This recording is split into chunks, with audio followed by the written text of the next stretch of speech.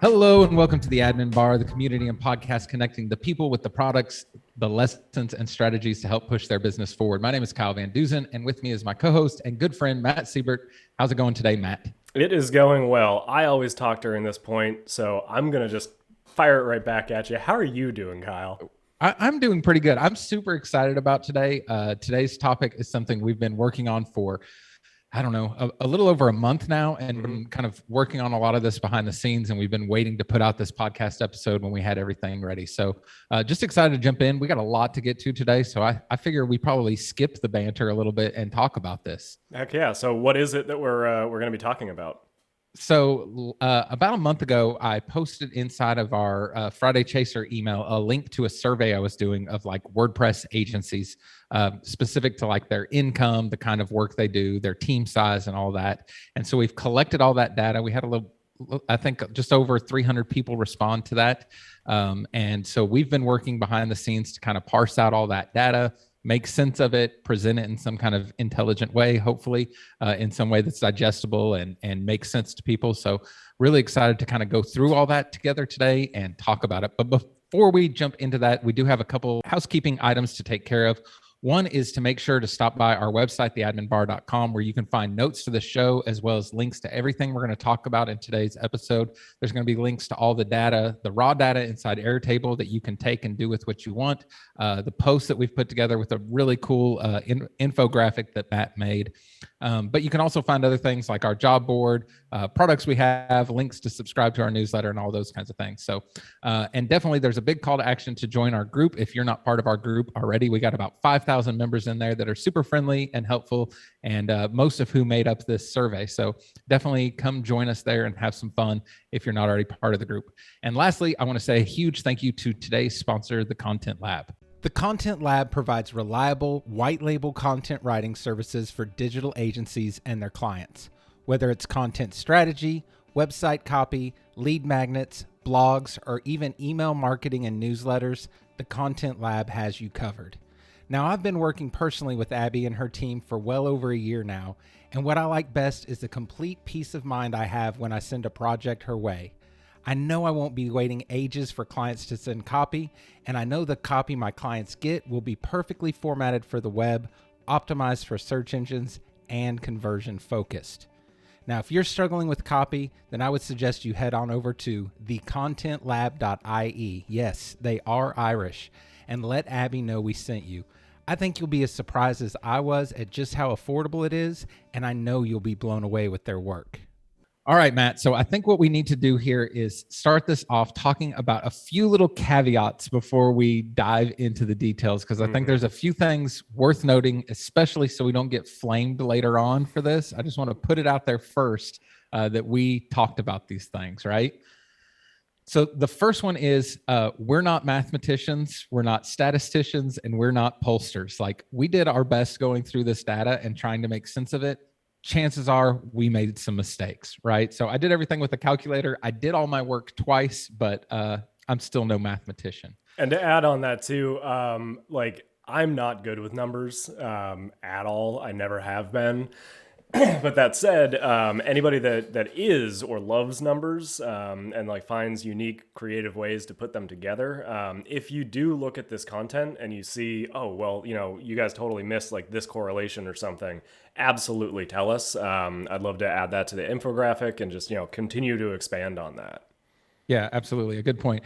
Great way to qualify a podcast episode too by saying we have no idea what we're doing.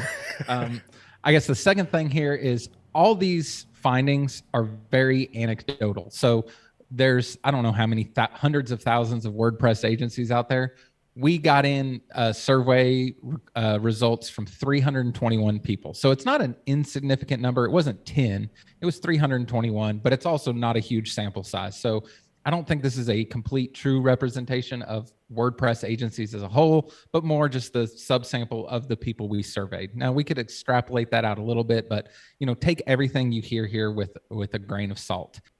The other thing is going through this, I kind of put the survey together, excited about it. I'm very, I love to get things done. So I'm always anxious to get things out the door. I realized in getting the results almost immediately, there are some things we definitely should have done differently.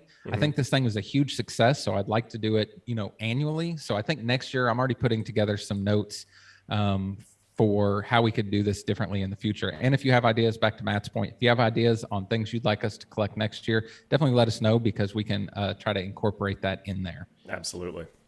And then the last thing here is, we tried to put together this blog post without injecting our own opinions into it. So this podcast episode is going to be our first chance at injecting some of our thoughts and opinions into this. We wanted to try to make the blog post as true to the data as possible, so you can take from it what you wish. But we're going to be kind of giving our thoughts on all of this here. But definitely go through the data yourself, see what stands out to you, because I think everybody looking at this would come up with something different based on all these numbers. Yeah, and to your point, I've already injected my my personal feelings in this a little bit when I was creating the infographic. After I did, I sent it over to you, and you're like, "Oh, it's super interesting that you focused on these aspects where you hadn't thought of those, or you saw those as not as important as what you saw or you took out of it." So I'm really curious. We both we love the numbers, we love reading about this, but we both took something pretty different away from the same set of data. So that's another reason why I think that the people that are reading this, looking at this, watching this, whatever, you guys are probably going to see other things or take other things away. So just really reinforcing that, we want to hear that. So the next time we do this next year, we're able to do this in a way that just makes it that much better. Yeah, absolutely. And I will say too, me and Matt purposefully did not discuss any of this data other than what we needed to for just logistics of putting everything together. But we didn't talk about what we thought was interesting, what we found, any of that. We wanted to save that for today's conversation. So this is really the first time me and him are discussing that, which is kind of hard to do. Going a month without talking about this has been difficult. Yeah, this might be a pretty raw episode here. Yeah, well, par for the course, right? Absolutely. All right. So let's dive in here and take a look at this. So the first thing you're going to find in this post is this infographic Matt put together, which is super awesome. So let's just go through this little by little and see what we can kind of pull from it. So the first thing to note is, yes, we did survey 321 people filled in the form. There were a few people who filled in some of the questions, not all the questions. None of them were required. So I did make account for that in some of the statistics here, but just about everybody filled in everything. And then we had people from 22 different countries fill this in. So Matt put this together a nice little map to kind of help visualize that and how many people from each one of these countries. All right, so here, the first thing we're going to take a look at is kind of what agencies are charging for their WordPress website. So that's the first part of this infographic here. So about 35.5% price their projects, generally speaking, between $2,500 and $5,000. So we gave everybody a range inside the options, and that range definitely got the highest percentage amount, which is, I think, where I selected for myself as well. Yeah, that's definitely where I sit as well. I found it kind of interesting that only 0.6% are charging 30,000 plus. Yeah, I don't know. I guess I'm not too surprised, just knowing the community. There's just not a whole lot of people doing huge projects. And those that are probably too busy to spend time doing a survey like this. I can just imagine if you're doing $100,000 jobs, you're probably not spending a lot of time inside of a Facebook group. So I think that's kind of part of the problem with these numbers too, is we're also getting the people, like us, that can spend time in a Facebook group. And I just imagine, I don't know, but I imagine the people doing $100,000 jobs are probably not spending a lot of time inside of the group. Yeah, that's true. And I mean, even this is it's all averages. So, Sure. I mean, we've built websites for, on the low end and the high end, but on average, both you and I are in that 35.5%. Sure, exactly. All right. So the next thing here in this section is the annual revenue. So I just asked everybody what their annual revenue was in 2021. So you can see here in the chart, most of the people surveyed, 40% of them were under $50,000. The next closest was between 50 and 100,000, and 17% got in between the $100,000 to $149,000 range. So I thought this one was pretty interesting, because this is, if I had to put a hypothesis out before I did this survey, this is probably not exactly how I would have pictured it. Yeah, and the steady decline, like it's very it's very patterned. Like the way that it falls is interesting to me. And a lot of this too is that our group does consist of a lot of people that are just starting out. So, I think that that really does show what our group holds. Yeah, I think that that's obviously a huge part of it. The other thing that I guess one thing I would want to do differently next year, and I don't know how easily we'll be able to get this information out of people, but your revenue is kind of a silly number to measure because if Hmm. your expenses are really high, well, the revenue number doesn't matter. If your expenses are 90% of your revenue, then who cares if you make $1 million? You're still not making a ton of money, right? So I That's a good think point. revenue is kind of fun to look at, but it doesn't mean a whole lot in the end. Right. Yeah. We need to ask, what the gross is and what the net is next time. I think that'll give us a more interesting balance there. Yeah, I agree. And I think I think back to when I was first starting out, my first few years, like my goal was always to hit that $100,000 mark because just I don't know, that seemed like a cool number to shoot for, being able to make 100 grand. So I feel like a lot of those people, not all of them, obviously, some people are doing this part time. Some of them are just doing this to make the living they need and spend as much time away from work as absolutely possible. But I Hmm. imagine a lot of those people between the $0 to $100,000 range, that's probably their target as well. Right. And later on in this, as we get to the bottom of this post, I did some individual analysis on the people who are solo and who make $100,000 or more. So we can kind of see what they're doing differently, which I thought was interesting. All right, so let's jump in here. The next thing we asked is about accessibility. So it's a little hard to quantify how people do accessibility. It's a huge spectrum. So basically what I asked is if they pay no attention to accessibility whatsoever, if they strive for best practices, which I think which I explained in the question, but basically means you try to do the best job you can, but you're not aiming to meet some kind of regulation compatibility or whatever. Right. And Like then the level last, 1 versus 3. right. And then the last one is people who are trying to strive for that accessibility standard. So we broke all that down. And one of the things we came out in here, which I thought was interesting, just about 25% of people are paying no attention to accessibility whatsoever, which is a little bit shocking. I know we just talk about it so much in the group. I Hmm. kind of feel like at least everybody's thinking about it, but a quarter of the people, it's not even a part of their process or thinking whatsoever. Right. And a lot of that could also be due to the fact that maybe they're dealing with clients where like accessibility isn't necessarily a huge deal. Like I know like, very small businesses, mom and pops, like there's a good chance that yes, like accessibility is important and most sites should have it, but legally, and granted, I'm not a lawyer, like from what I understand, it depends on the size of the business and what type of things you're offering also where this comes into play. So if you're only doing small two-person, like,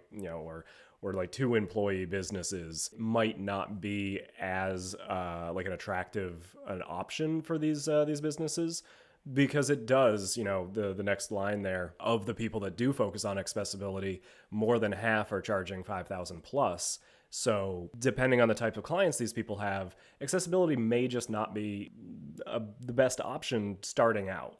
Yeah, I mean, I think you're taking a look at accessibility as like a legal requirement more than just best practices. So many of Hmm. the accessibility things just make your website look better or function better, or it opens it up to more people being able to use it. So I would definitely encourage those people. And I know you're not advocating for only the legal side of it, but Right. I would definitely encourage those people that fall in that 25% range.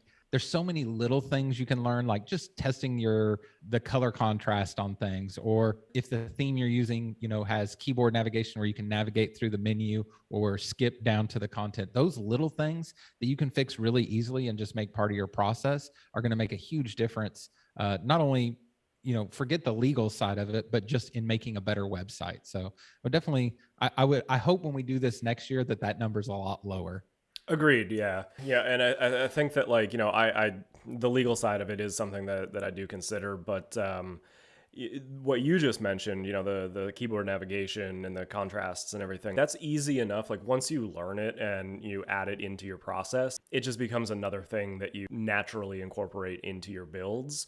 And that can be a fantastic way to win clients. I know that when I speak about privacy policies or accessibility, when it is just these basic aspects of it, clients' ears do perk up. Like it is something that most people want to offer. And I'm more talking like the first time there about, yes, it does, it includes more work. So the scope of work increases slightly, and that may increase the cost of the website.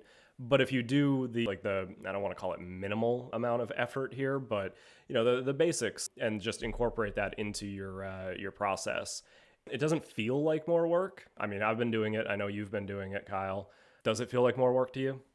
No, I mean, I've just come to the fact that like so many of these things I've had to look them up and reread about them and all that so many times that now they're just ingrained in me. And I know when I put a new color into my color palette, I'm like, I need to go make sure this is going to work on this background color. And it takes 2 seconds to open a little contrast checker, check it, tweak it if I need to, and then go on about my business. So things like that have just become kind of second nature at this point. For sure. And I think that like the more you do it too, the more you can just glance at a color or like a set of colors and be like, this is probably going to work, or this isn't. And it kind of becomes natural. All right. So kind of the same set of data here, but it's about SEO. So basically we asked how many people don't pay attention to SEO at all as they're building websites, how many people are just doing the basics, like kind of on-page stuff, and how many people are doing really thorough SEO work in most of their build. Not really surprising, as you put here in the graphic, almost 98% of them are doing at least basic SEO stuff on their websites. Hopefully this is the kind of numbers we see for accessibility next year. Absolutely. And then it's worth noting that 40% of those people that are doing thorough SEO on their website are charging $5,000 or more, which it's not super surprising because you know that if you're doing all that thorough SEO, hopefully you're charging for all those things. So if you're looking for ways to increase that average price of your projects, SEO is obviously a great add-on that can benefit almost any site. So that's definitely something to look at if you're not spending a lot of time on SEO. Yeah, absolutely. SEO is one of those things that a little bit easier to prove to a client that they're going to get their money back. I mean, if you're implementing SEO correctly and doing it right, a higher price tag on a website doesn't mean as much because they're going to make that back. Yeah, it's an investment rather than an expense. Exactly. All right, so here's some questions we asked on outbound marketing. So we asked people if they're doing any outbound marketing, and 80% of the people said no, they're not doing any kind of outbound marketing. And I kind of fit into that too. I'm really letting the game come to me, unless you count, content marketing, which is, it's not really outbound. It's a little bit different, but I'm not making any cold calls or doing a lot of like going out to networking events or anything like that. Yeah, and I definitely fall into that group as well. It's probably something that we all should be doing a little bit, but I mean, the 80.2% it was actually a little bit surprising to me. I figured that would be lower. I thought that more people would be doing this. Yeah, I did too. And especially with how many posts you see of people saying like, how do I get more clients? How do I get better clients? I feel like that's probably one thing that a lot of those folks aren't doing that they could be doing to immediately solve some of those problems. So it's not always fun to do those things. And I suppose it's more work. So that's probably why people aren't doing it. But the number here, 27% of the people that are doing outbound marketing are made $200,000 or more in 2021. So chances are, if you are doing that, you're going to be on the higher end of that income range than those who aren't. Yeah, and I wouldn't just say that it's it's more work or anything. I have a sneaking suspicion a lot of our group are similar individuals to myself. So really, I'm really just speaking to myself or about me. Picking up the phone and doing a cold call, it is not something that, it is work, but more than that, it's kind of nerve-wracking. I'm an introvert. I work alone. I don't have that much contact with the outside world. So the idea of picking up the phone and calling businesses and, like, I hate to say it, but harass people, like, that's how I feel. Like, I don't want to be that guy. But at the same time, if you do it right, it doesn't come off that way. Yeah, and I think Cold calling's one example, right? But there are other ways to do outbound marketing. So another one that we kind of lumped into this category was email marketing to help promote their business and strengthen relationships. About half the people in the group are doing some form of email marketing, and that those numbers pan out here in this podcast as well, because I do and you don't. So Right. why don't you do any kind of email marketing? On that side of it, like, I mean, to be completely honest, it is more work on my end, and a lot of my clients, like, when I send stuff out, like, they are grateful for it, but at the same time, my client base, I'm not entirely sure what it would be that they'd want. I've tested the waters in a few things, like, here are your analytics. This is what we're doing. This is, like, how your site's been doing. But and even, like, just sending tips and everything. And my clients don't, like, I don't know if they even care. They'll call me when they have, like, questions or concerns or whatnot. And if I do see something concerning, I'll reach out to them directly. But the monthly emails or the tips on writing content, or I my clients just don't do that. So it's more work for something that I'm not entirely sure is wholly beneficial. I mean, I see what you mean. I definitely think, I send a weekly email out. Shout out to Nurture Copy for that, because it's not a whole lot more work, because I just pay them to write it all and then I copy and paste it and send it out. So not a ton of work on my end. And you're right. Like, I look at the statistics and see how many people are opening it and who's not. And I can tell which clients actually open it up and take a look at it every week and which ones don't. And it's not a huge percentage. However, I would push back on the fact that every week, whether I personally reach out to them or not, because you mentioned like sending analytics and stuff, and I wouldn't think of that as email marketing rather than just building a relationship one-on-one with your client. I'm thinking of this as more like one-to-many type thing.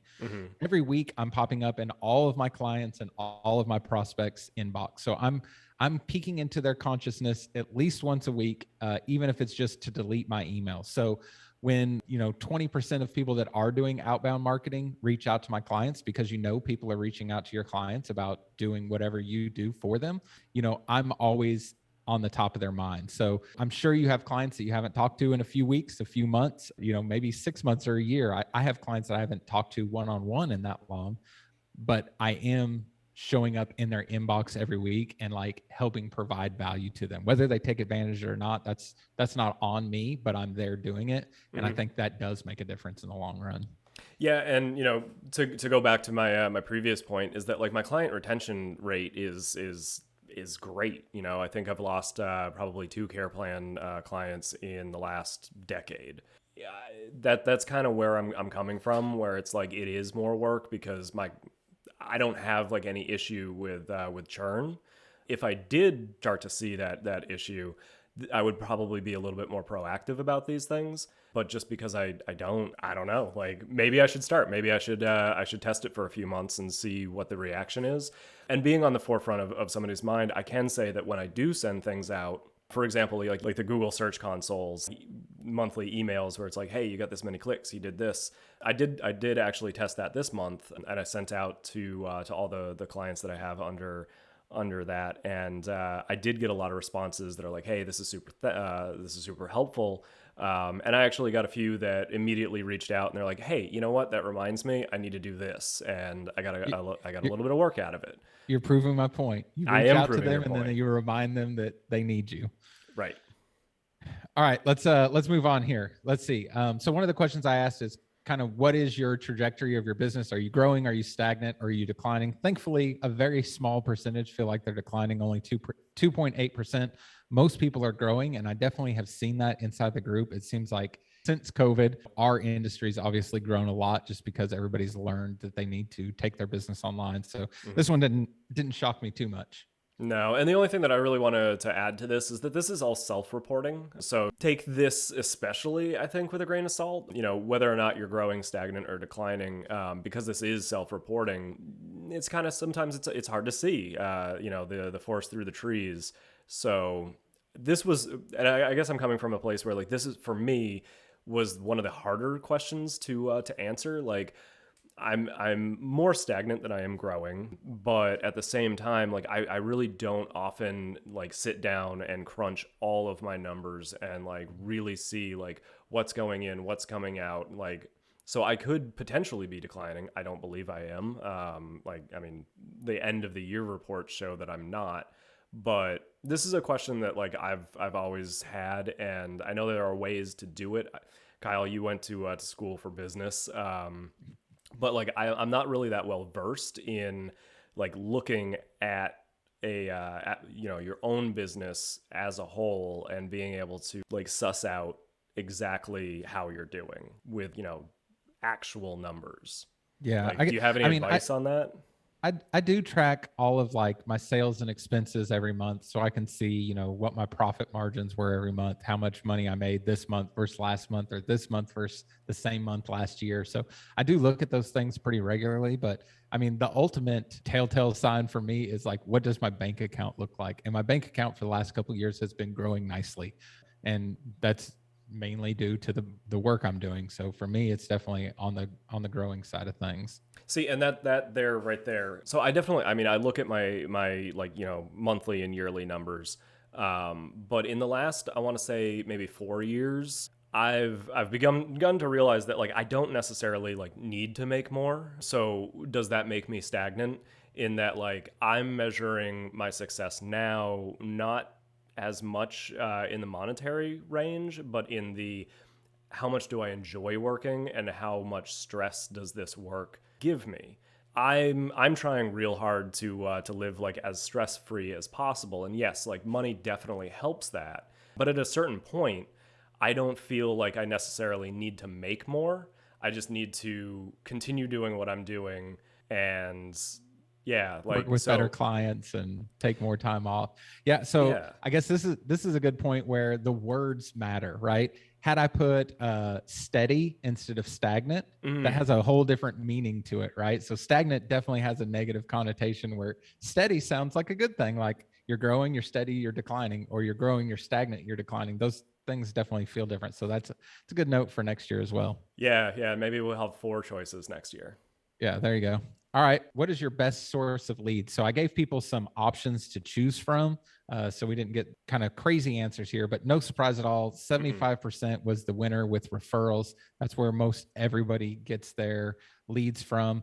I honestly don't think that's a bad thing. Those are the best leads to get. I think that's true in our agency across the board. This is one I would feel comfortable saying like this is probably how it works across every WordPress agency. So And for definitely no many surprise here for businesses me. just in general, I think. Yeah. It Sorry. was interesting here to see that paid ads play such a low percentage in this, especially since so many agencies offer paid advertising. So it's interesting to see, we're in the marketing industry, so for us to not be us as a whole to not be taking advantage of something that, a lot of businesses survive on paid ads is kind of interesting, though I don't do any paid ads, so I don't have anything to really add about that. Yeah, and like I mean, even still, like the to look at the numbers above for the outreach, only 0.6% were gained from cold calling. Granted, like that's a smaller pool, so it's going to be a smaller number. I just assumed that that would be a little bit higher due to the other answers we got. Yeah, it's interesting. All right, and here's one where everybody can get out their pitchforks here. How are we building our website? So I asked everybody's preferred page builder. So we asked, I put a few choices in here and then an other. So Elementor, Beaver Builder, Divi, Blocks, which could be a million different things, Oxygen, Bricks, or other. And no surprise, Elementor is still in the lead with about a third of the people in the group using Elementor. Just right neck and neck is Beaver Builder, Blocks, Oxygen, and Divi just slightly behind, but all four of those are actually pretty close. Yeah, I'm not surprised about Elementor. I'm not surprised about Beaver Builder. Blocks, not really surprised. I'm a little bit more surprised on the Oxygen and Divi side, to be honest. I imagine we'll have to go back and rewatch this next year when we do this, but I imagine that Blocks number is going to grow quite a bit. And I have a feeling that Elementor number will come down quite a bit next year. It's just my I prediction. completely agree. Yeah, interesting to see. And people talk so favorably about bricks, and I've played with it a little bit, but I haven't spent a lot of time with it. And it does some really awesome things. The way it does dynamic data is really great. It feels like you're working inside of Elementor with like all the tools you can have available to you, but like the performance is night and day.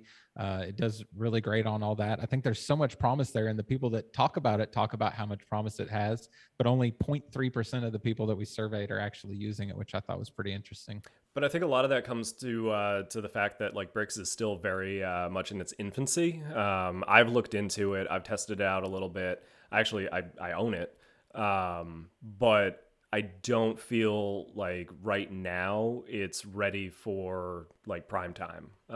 There are still some things that I'd like to see added before I start like actually like maybe using it. So I think that number probably will raise in the coming years as well if they keep doing what they're doing and doing it as well as they are. It's interesting too, because you say that as an Elementor user, like Bricks still needs some things. Me, as somebody who's just primarily using blocks, I feel like Bricks does a lot of things that blocks still don't do. So for me, moving from like blocks to Bricks, God, that gets confusing. I would have more features and like functionality available than I do now. And you're looking at it saying I would have less, which is just interesting. And granted, I haven't really dug into it for about a year at this point. So I mean, I could be totally missing the point here. Probably are. Yep. All right. So let's that's the end of the infographic here. The rest of this post has a ton of tables where I've broken down all of these questions in more detail. So I'm showing you the exact percentage of the average website project price, the average agency annual revenue. Here's one that we didn't talk about, which was WordPress agency percentage of recurring revenue. So what percentage of your revenue, your annual revenue, comes from recurring revenue? Which I realize there's probably a ton of people who like don't have numbers on this and are just going with a gut feeling. I do have numbers on this. So this was one that was easy for me to answer. So I imagine we'll have to take this with a grain of salt too, but most, 20% were in the 10 to 19% range. About 20% were in the 0 to 9%. So, almost half the people are getting 20% or less of their recurring or their annual revenue from recurring sources. All right, so then we'll jump down here into accessibility. And I did give some kind of notes about what all the choices were. And you can see a breakdown on what each people are doing. And then I took and looked at like, how does this affect people's average project price? And I did this for like everything inside this blog post, but for their average project price and their annual revenue. So I took a few benchmarks here. So I used the average project price of $5,000 or above, because that was well above the average in the group. And then I took for the annual revenue, I did 200,000 and above. So the idea here was you can look and see, okay, the people who are aiming for compliance, 34% of those are making $5,000 or more per project, where the people that are not putting any focus on accessibility, only 25% of those are making $5,000 or more. So hopefully that makes sense on all these, but I did just have to pick a number to go off of and use on all these. So I did the $5,000 per project or more, and then the $200,000 or more per year. So you can kind of look and see how that affects both of those things. Same deal on SEO here. You can go through all those numbers. No huge surprises there. The people that are doing thorough SEO are making, a lot more of them are making $5,000 or more on average. Outbound marketing, you can see the same things here on how that affects your project price and your annual revenue price. Charging for discovery. So this is one that's not in the infographic, but was interesting. So I just asked people, do you charge for project discovery? And the choices were never, sometimes, or always. 52% of the people said they never charge for discovery. 37.9% said they sometimes do, and only 10% said they always do. So what I thought was interesting about this is going back and looking, okay, so how does that affect the price you're charging for websites and your total revenue? And the people that are always charging for discovery, almost 60% of those are charging $5,000 or more, and 23% of those are making $200,000 or more a year, which was the leading in both of those categories. So to me, obviously grain of salt, caveats, all of that. The people that are charging for discovery are making more per project and they're making more per year. So might be a good thing to look at if you're looking to improve both of those things. For sure. Kyle, do you charge for discovery? So I've been in the sometimes category. I was in the never category for a long time, then the sometimes category. I guess I'm still in the sometimes category now, but I'm getting better about it. And basically, what I've started telling clients is you're going to pay for discovery one way or another. Either we do it up front, you pay for it, you have the full documentation on everything, we have a clear picture. I can price your project really accurately. We can get through your project really quickly, and you'll end up with exactly what you thought you were going to end up with. Or you can not pay for discovery. We'll kind of wing things in your project. We'll 100% have change, scope changes. We'll 100% have some misunderstanding on some things. We'll have to go back and reconfigure this stuff. So you'll end up paying for all this in the long run, and us having to redo a bunch of work, or mismatch expectations. So you end up paying for it one way or another. And when I just explain it like that, as not as a sales pitch, but it's just like, these are the facts. I've done this enough times to tell you that if we don't plan everything up front, then we're going to have a big tangled mess at the end.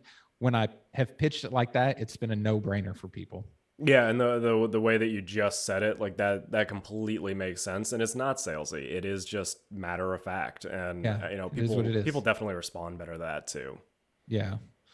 All right, here's another one that's not inside the infographic, but is interesting. So we asked the people if they had a niche or not. So the choices were no, yes, or kind of, because I feel like there's a ton of people that would fit inside the kind of. No was the leading category, with 54.2% of people surveyed had no niche at all. Kind of came in second place with 27%, and yes came in third with 18%. So another interesting thing here, just to see how having a niche affects your project prices and annual revenue. So again, the people that had a niche are more likely to get $5,000 or more for a project, and they're more likely to get $200,000 or more in annual revenue, which doesn't surprise me at all. No, and it's interesting too that this, along with the other one up there, that like niching down and finding your niche and like really like working in that is again one of those things that everybody says to do, and yet half of us aren't.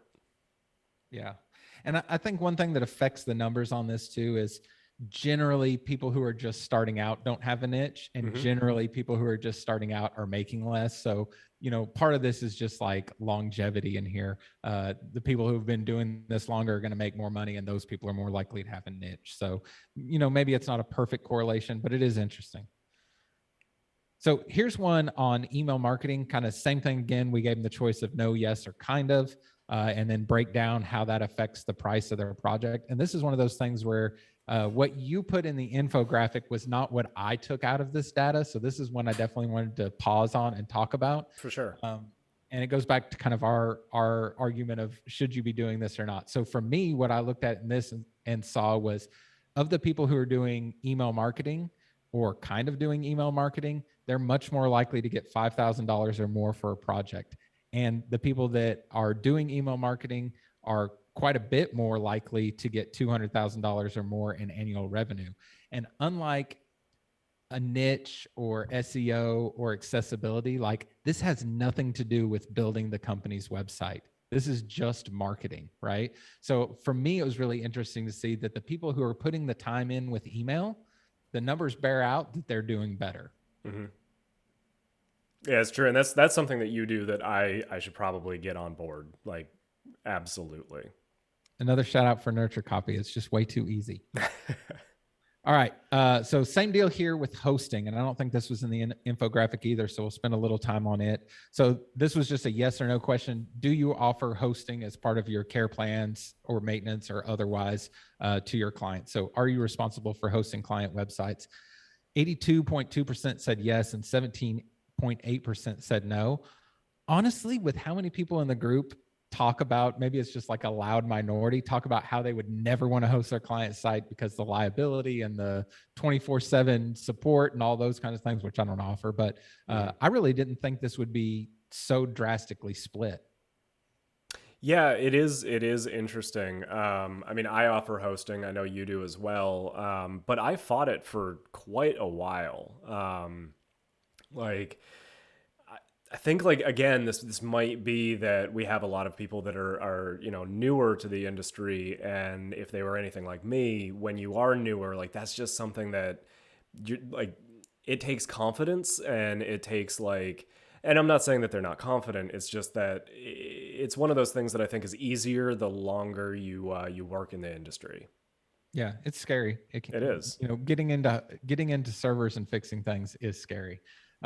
It does marginally show that the people who are doing it, it's increased their annual revenue, which you're charging for that hosting. So that's no big surprise, really, right there. Mhm. A couple of little miscellaneous things. Both of the or all of these, I think, are maybe not all of them. The trajectory was in the infographic. The lead source was in the infographic. Favorite page builder was in there, but one that wasn't. Type of content created by agencies. So I asked folks what kind of content they're creating for their own agency, for their own marketing. So the choices were no content, written content, audio, or video. Now, these percentages, as you might notice, add up to way more than 100 because they were able to select multiple things. So they might do written and video, or audio and written, or whatever it may be. 62.8% are doing written content, which doesn't surprise me. That seems to be the easiest one to do. Next on that list was doing no content whatsoever. 36.6% are not producing content. Video came in at 22.5, and audio only came in at 5.6. So nothing about this really surprises me. That's kind of where I figured it would be at. How about you? Yeah, the same. And I think that if I were to say, or if these numbers were to correspond to my thoughts on each one, and my willingness to do them, it's probably about the same. That is the mix. Like, just audio doesn't really make sense to me, so I have like a 5% chance that I'll do that.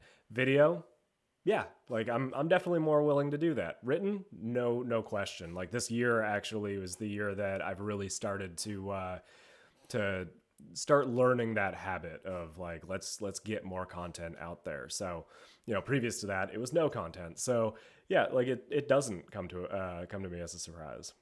I imagine next year we'll see that video number go up too, just because it gets easier and easier to do, and Hmm.